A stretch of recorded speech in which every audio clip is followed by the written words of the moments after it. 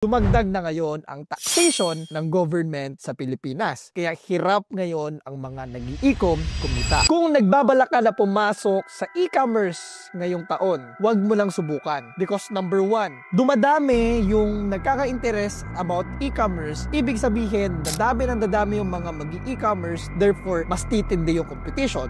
And because of that, number two, tataas yung ad cost. Meaning, dahil marami na kayo nagko-kompetisyon sa pagrarun ng ads, tataas yung kailangan mong bayaran para makapag-ads ka. Number 3, hindi lang cost per purchase ang tataas. Tataas din pati yung mga supplier mo. Tataas din lahat ng mga expenses. Kaya mahihirapan ka na talagang mag-e-com. Not to mention, dumagdag na ngayon ang taxation ng government sa Pilipinas. Kaya hirap ngayon ang mga nag-e-com kumita. Those people that can solve all of the problems, they are the people who can win the competition. Kaya kung hindi mo kaya sikmurain lahat ng yan, well, hindi para sa iyo ang e-commerce or hindi para sa iyo ang pagyaman.